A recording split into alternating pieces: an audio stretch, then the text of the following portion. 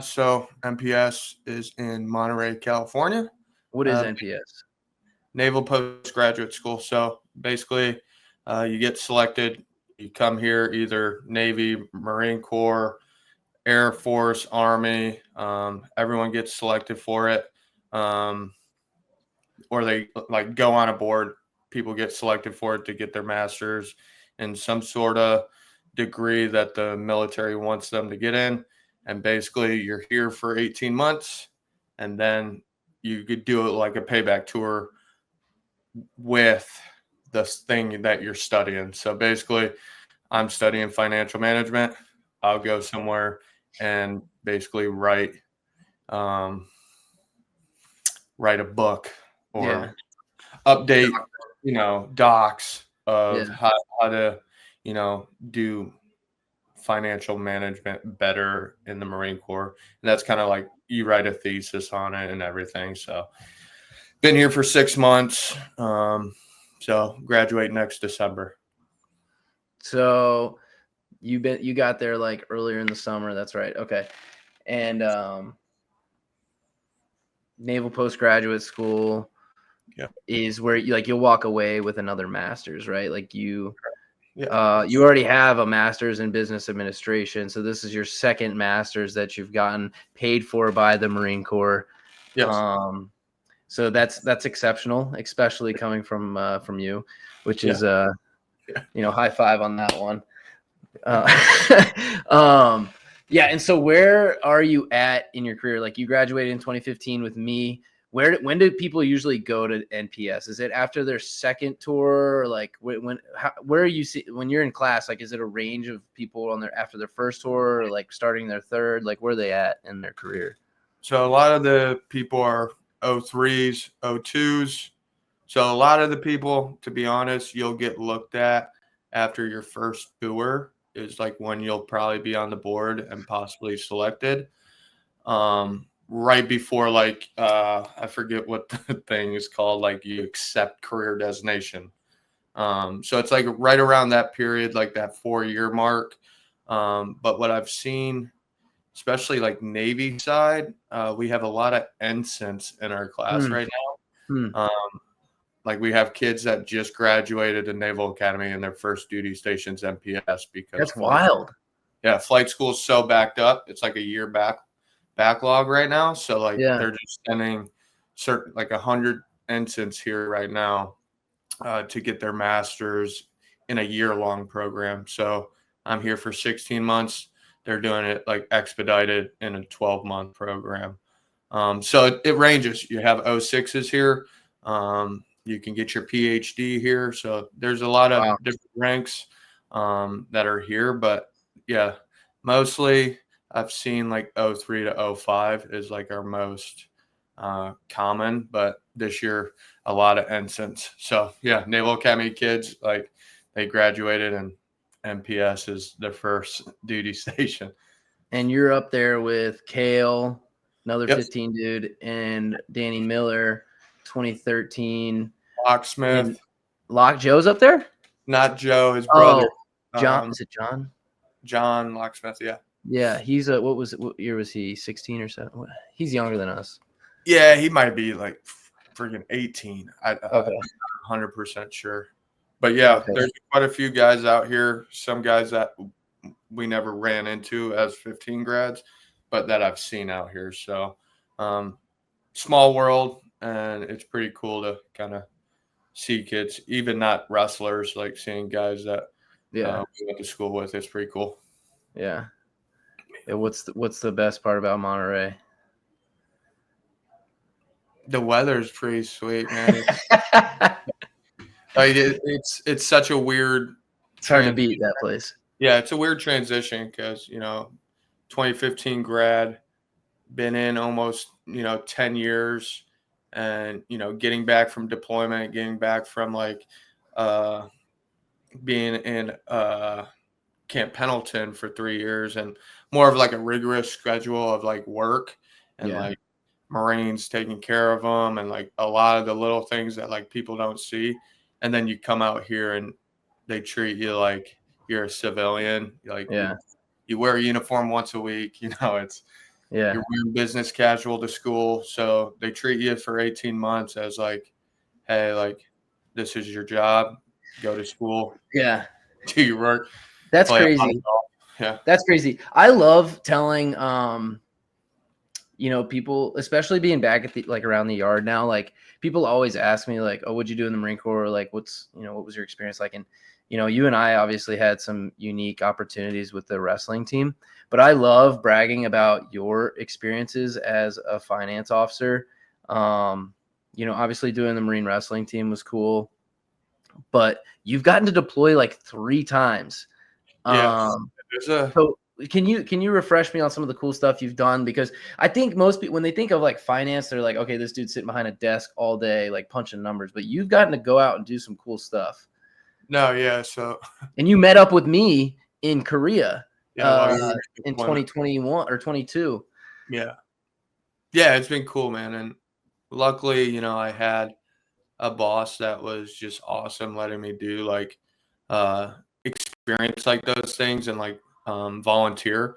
I always tell my Marines or, my lieutenants or anyone, it's like volunteer for stuff. Don't, get voluntold. So like raise your hand and do things that, you have no idea about. And like uh it kind of just gives you a different perspective of like the Marine Corps. So after the Olympic trials, moved out to California, a lot of stuff going on in life. And I kind of like volunteered for anything and everything just because I knew I wrestled for 5 years and I was already behind the curve of like a captain in the Marine Corps, like haven't deployed, like haven't done any exercises or like little things that kind of, go on your fitness report to show like, hey, like I've done, I've done something in the Marine Corps. But yeah, been to South Korea for an exercise, which was sweet. Yeah. Um, went back out to South Korea to give money to your deployment, which was like an unreal experience of like, hey, Captain Rasche, here's $1 million in a briefcase. Fly to South Korea and deliver it. It's like, oh man, I don't know if I trust myself with $1 million. And then deployed on an individual augment to Kuwait and got to travel to Iraq. And, that was during the time of Gaza. So like a lot of the stuff like that you just put a lot of things in perspective. You'd never think that stuff was going to happen. All I've heard about the deployment was like, dude, it's sick. Like it's Kuwait one. So like pretty chill.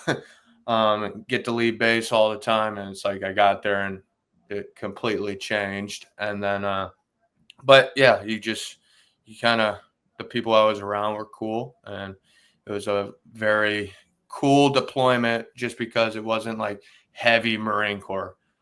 Being on Camp Pendleton and just being around Marines all the time, it's like you think the Marine Corps is the only thing, and then you go, and I'm with the Army and I'm with the Navy. We have a handful of Marines, so it's cool to have Marines because you're like, oh, sweet, like they're good to go, and now you're working with people that you just never work with all the time. You have to kind of like figure that stuff out. Well, yeah, you got to figure out how the Army does their stuff. And didn't you have you were communicating with people higher than you, more senior than you that were outside of the Marine Corps. But you've also told me about like working, laterally with like Australian Marines. And who were you working with? Just Australians, or you were working with multi-nation exercises before? It's crazy because like it's South Korea. I'm working with Koreans that do not speak a lick of English. And then my job was as, the U5 plans and policy leader for the United Nations. Like I don't have a background in policy. So now I'm speaking to, Koreans on like policy and they're 06s, 07s, and I'm speaking to generals, and I'm like, dude, I should not be in this room speaking on it. But I think the Naval Academy really taught me like just to grow up, and it's okay to like fail, and it's okay to like mess up, because if you don't like put yourself in those positions, like you won't know how to react. And I think that helped me with deployment, being, you know, in South Korea by myself. I flew over there by myself. Helped me with my deployment. You know, I flew over there by myself, met people, you know, in Kuwait that I've never met before, and, you know, hit the ground running. Yeah. So yeah, you went to South Korea for a little bit. Yeah. And then you went to Kuwait. Yeah, and then while you were in your Pendleton stint, you flew out to we were in South Korea again. Yeah. Okay. So you've just and then that doesn't even include all your marine wrestling travel, but yeah, like I said, I like to brag about you and what you've gotten to do, because I think there's just so many misconceptions. One about the Marine Corps in general, like and then not like even these combat support MOSs like have the opportunity to like to lead, like you've been talking about, and also challenge yourself, step outside your comfort zone in areas that like you said, you never thought you'd be placed in situations where you'd be giving policy to other nations about United Nations policy. Like that's crazy. And you know, like you said, the Naval Academy, you know, obviously we're biased, but prepares individuals for situations like that by getting oneself comfortable in uncomfortable situations. Shout out to Major Antonelli. No, it's I'm 100% serious when I kind of like say those things. You know, now being, you know, 33 and 10 years out of the academy, like you see the bigger picture now of like what they were trying to do. Like if I did 4 years and I only wrestled, like I don't know if I would, you know, see it the same way. And you probably, you know, also think this very similar. You know, you do great in, you know, the Greco-Roman scene, and then we move out to California, and it's just, you know, your life's kind of like turned upside down because you're not wrestling anymore. And, you know, I don't know. It's just one of those things. I'm just thankful that I had people around me, good leadership.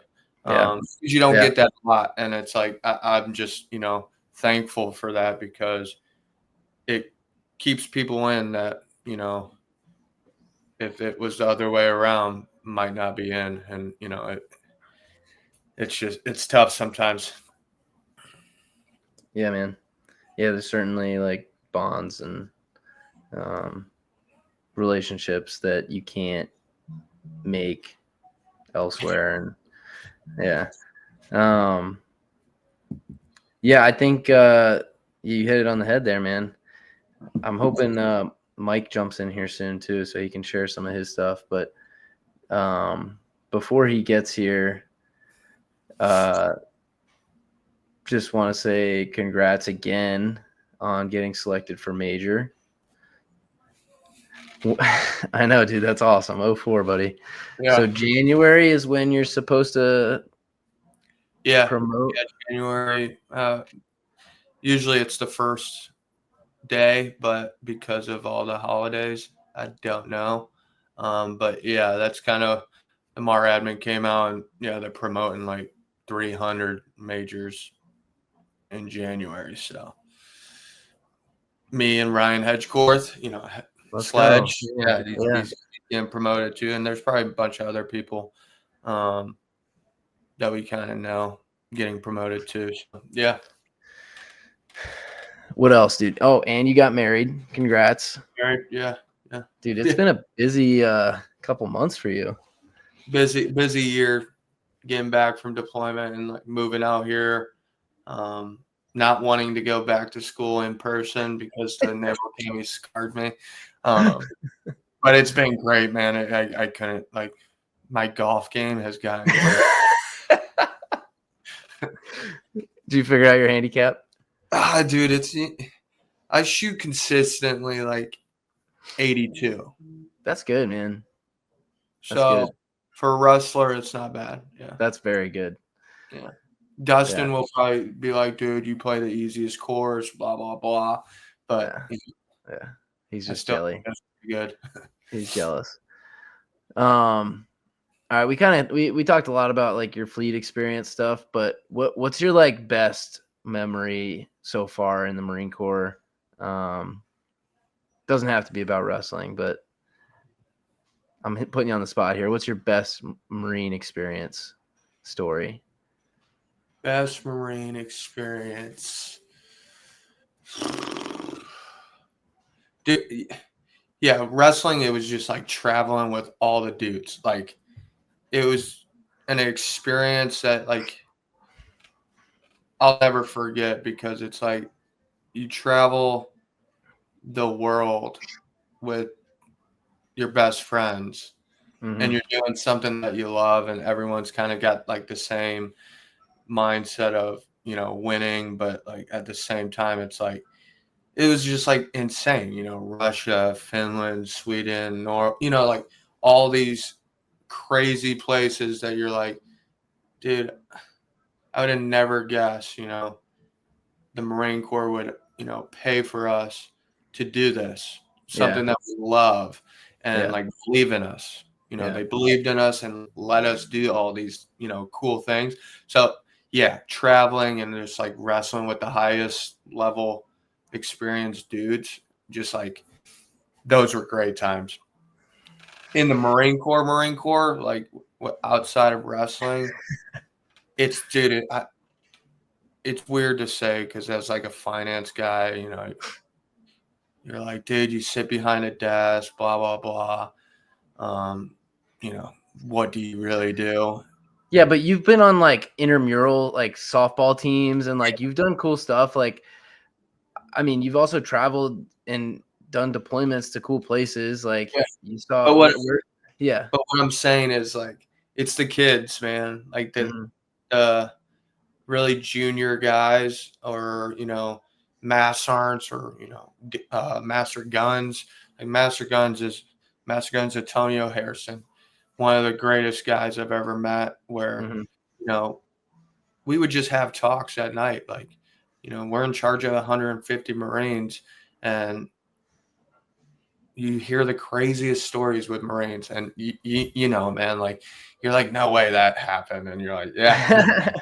It happened. But it's like having an impact on those guys, and like trying to make them better, men and women, if they stay in or get out. It's like one of my guys is a plebe at the Naval Academy. I think that's like one of the prouder, moments. Like, it's like getting that guy in, seeing him graduate NAPS, and then seeing him at, the blue and golds wrestling match, and like just seeing him on how much he's grown, which is freaking cool. So like, that's why I do it, is to like, there's kids out there like that are super smart, and they just need a couple years in the Marine Corps to see kind of what they want to do. And it's like, our job as officers is to give them opportunity. So it's like, hey, I don't care if you're a disperser, like, go do this. Go do the other thing, or, step outside the box and step outside that computer that you sit at every day, and do something else. Challenge yourself, yeah. I know that was super rewarding for you to see him at Navy, and you went to his NAPS graduation too, right? What does he want to do after Navy? Do you know? I think he wants to fly. You know how it is. Jet pilot. Everybody wants to fly. Yeah. I've seen Top Gun too. You're like, he wants to be like a doctor. He wants to study bio. It changes daily. But I stay in contact. I say, hey, just keep your options open, and like, you still talk to him? Yeah, we still text, and I'm like, hey, if you need anything, I can't help you in calculus, or but it's academies, just like anywhere, man. They're not like they're not wanting you to fail. Like, you really have to try to like get kicked out, like, or like fail, because there's too many resources. You just have to be willing to ask, and sometimes that's hard. Yeah. No, for sure. I know that's something that, like, actually I was going to ask you that anyways, like, obviously I know your history at Navy, but, being back here closer to the yard and the guys on the team is like, I do share your experience and your story pretty frequently about how you were able to really, like, I wouldn't say you mastered finding balance between academics and athletics, but like you figured it out, like you got it to work. Whereas like guys, I see these kids struggle and then it's like the whole world's falling apart and things start to derail. But what you were able to do was to able to prioritize assignments and prioritize grades and classes, and then somehow integrate your wrestling in a way that made it work so that you were successful on the mat, but also you got through the academy. You're the one to talk and live by example, the sense of like, it doesn't you're going for your second master's degree right now, but you were like in the bottom of the class. Like, it doesn't matter what you graduated with, like you just got through it. You gotta, and what a lot of people don't know, it's you're not going to have success in both areas. Well, you can't give 100% in everything. Like, you can't give 100% of your life to everything, because that just math doesn't work there. But so what I'm really balance. Yeah, what I'm proud about and what I look back on, it's like, blue chip coming in, like really, had high expectations for myself and for the state of Illinois, like, following Bobby Barnheisel from Illinois to, the Naval Academy. A lot of people had high hopes for me. I had high hopes.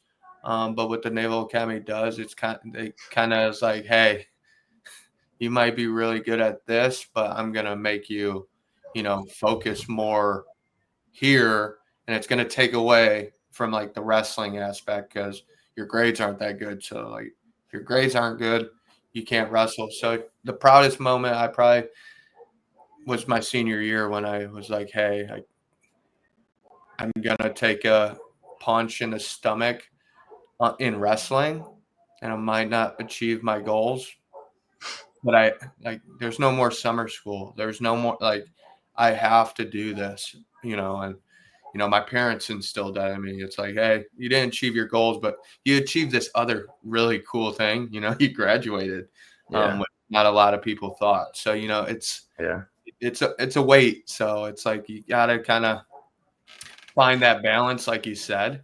And it's like, yeah, these masters, it's nothing. Like, it's nothing compared. Yeah. No, you like go to class and you're like, man, like, I'm, in econ or differential equations, and I take it, at the Naval Academy. I'm like, dude, this class is so hard. You do it now, it's like, yeah, it's not hard. It's just you find a way, you find a balance, and you ask questions. That's what I think people struggle with, is like, I don't know if it came naturally to you, or if you just like kind of peeled back the onion far enough to the point where you just didn't care. But like, people are scared to ask for help. Whereas what I noticed with you, I certainly am sometimes, like, I don't want to admit where I'm weak, but that, like, you didn't care. And that's what you may have, your weakness might've been calculus, but you were willing to go to the professor and say, hey, can I have, 5-10 minutes after class? Can I meet with you, during these EI opportunities? And like that's where you made your money, Colton. It was like, they were like, nobody wants to fail you in any aspect of your life, whether it's, sports or academics or, in business, like whatever it is, like nobody wants to see somebody else fail, especially if they're asking for help. And that clicked with you way quicker than anybody that I've ever seen. And I think that's how you like really did it. And, correct me if I'm wrong, but like, that's what you did, right? Like you just, just, it's like wrestling. If you don't know how to do something, like, you probably ask because you love the sport, and you like, I don't love calculus. How do I ask a question that I have no idea how to ask? Because you sound like you don't know what's going on, because you don't know what's going on. Right. So it's like, I don't care what you think about me. Yeah. I don't know what's going on. You need to break this down a little dumber, so I can be like, oh, got it. But you just got to ask. they're not going to fail you for asking a question. Like, if you don't ask it, but there's other things. If the teacher can't teach you the right way, they have 13 other teachers that teach calculus. Or you have like a kid that's really smart that validated all calculus, and you're like, just ask him. But like no one likes to do that, because the Naval Academy, it's the crop, it's the cream of the crop. Like, you're either like brilliant and got straight in, or you're a varsity athlete who's like just grinding every day. Yeah. And you gotta make those bonds. And I still talk to a lot of kids that didn't play sports. It's like you see them on deployments and you're like, man, what's up? And, like I probably didn't say 5 words to you at the Naval Academy, but like, how's it going? Like, yeah, who cares about calculus? yeah. So it's a lot of grit. I think probably a lot of the stuff that you inherently developed through wrestling probably made you a better student. Just that like determination and grit to get through it. Shout out to Brian. Shout out to Brian Antonelli. Believing in me and like really taking a shot and just like always staying on top of me. Yeah. Like, hey, like things you can control is like sitting in the front row, doing your homework, not falling asleep in class, and just like being a good person. You do those things, like, yeah, you might not make it through the academy, but at least like you can like have some sort of pride that you tried and like did everything that you could. Sometimes it's just not the timing and the place. Like, I went on 8 academic boards. If you don't know, that's every semester for 4 years, every semester. All 8 of those times I could have got kicked, like and I just didn't. So it's like either the teachers or like someone just saw something where it was like, hey, like this kid's working hard. He might not be brilliant, but like that's the type of people we want. A person that's willing to ask questions and like be okay with failing and then finding a way to figure it out. Like exactly. Yeah, that's what officers do, is figure it out. Yeah, because no one cares. No one cares that like you went to the Naval Academy or like did any of this stuff. Like the 18-year-old's gonna care like how you take care of them. Like if you didn't get your choice, Yeah. I know they just had what is it where you service selection. Service selection. Yeah. A lot of people, guess what? Got their service selection or didn't, but like no one cares once you leave. Like that kid that you're supposed to be leading doesn't care that, you didn't get Marines or SEALs or Naval Air. Like no one cares. And probably half the people that me and didn't even do the stuff that they got service selection for. So, like we know dudes that went SWO that didn't get SEALs. 2.5 years later, we see them, as a SEAL, so like if you want it, you still can find that way to get to that point. But just because you got like Naval Air or Marine Air or SEALs doesn't mean like that's what you're going to be doing in 2 years, because there's a lot of other things that go in after you graduate. So yeah, I mean, you went Marine Finance, and then 6 months later, you're on the wrestling team for 4.5 years. Like I went supply. I was on the wrestling team for 4 years. And then you come back and you're expected to know supply. So. Well, yeah, a lot of people lat move too, like they go to flight school and they realize they don't want to fly and they lat move into something. But service selection was last week, right before Thanksgiving, or last week. Yeah. But one thing I wanted to bug Mike about, and I can bug you, I guess, is like what your favorite Navy wrestling story is. Like I probably have heard all of these, but what I wanted to know specifically about him was because was he 12 or 13? 12. I think 12. Could be wrong. He could be 13. He's 12 because he's on Khalil's poster, but he's not on Oscar's. Well, So our first practices of the season with Burnett was always 60 minutes, like go. I want to know if it was the same for him. The 4 years. For sure it was because Coach Burnett was there. Yeah, Burnett didn't change anything ever. Like to the like it was, you knew what was gonna happen, and it was never good. Like on the first day. First day, not good. That's why Dustin called you out. He knew. Ingrained in my brain that. How'd that first day go for you against Dustin? Because didn't you beat him like at Naps or something? Like what was the? Well, Napsters came down. And you took him down or what? Yeah, beat him up. Okay. And then like one go, he like runs me into the wall, and I hurt my shoulder because I'm a Napster. Why'd you do that? But he literally told me after that practice, he was like, "Hey, first day next year, me and you." And I'm like, "Okay, cool." He won't remember. The dude remembered, and it didn't go good. It like went all right the first. It's a 60-minute, just grind where it's like once you start getting beat up, dude, it's like hard.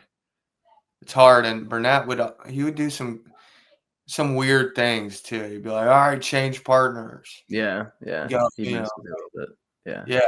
So then it's like, oh, I hope I can beat this guy, But yeah, Burnett, he changed it, man. I wonder who Brant's first, like who did he go with our freshman year, and who was his when he was a plebe? I remember mine was Bassage. I wrestled Zach Bassage my plebe year, and I didn't do him my senior year.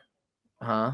We didn't do him senior year. No. Yeah, we didn't do him junior or senior year. We did him freshman, sophomore. Yeah. But I don't remember the sophomore year one as much. But I'll never forget the beating Zach Bassage gave me that day. Yeah, he was wrestling 65 that year, and I was wrestling 49 as like an 18-year-old, and he was so like no way. Yeah, I knew what he was doing. Dude, there was a lot of times where I was like, dude, what am I doing? Like I couldn't stand. I getting just beat up by these dudes, and I'm like, dude, I was like pretty good in high school. I should not be getting beat up like this. Mm-hmm. But yeah, those are some fond memories, and I still talk to those guys, and I think Bassage is still in. Maybe is he? I don't know. I think he stays in touch with someone. He stays in touch with Dustin. I think it was Zach Bassage. That's one of the memories that's ingrained in my head. We were at Cal Bakersfield. Oh yeah, dude. Oh my gosh, dude. Because like I did decent at that tournament that year. Yeah. But I was was that our sophomore? That was sophomore year. Yeah. Burnett, wasn't on me. Like, Rasche, you stink, God, dude. So I did all right. So Burnett was off me. And thank God, like I could have went 0-2, had the worst tournament, but Bassage saved everyone there. Because I just remember, dude, that might be the fondest memory. Like that's the funny I have. Like, yeah, you don't tell Burnett to like shh. You hit him with the like, yeah. You saw Burnett stand up and say, "All right, see you later." All right. Besides that, what was your best Navy wrestling experience? Like, I know I'm putting you on the spot here, Wang. Don't say, oh, it was the guys, it was the room, it was the hard. I know that's what I would say too, but like, okay, no, this is straight up honest. Okay. It was probably junior year qualifying for nationals.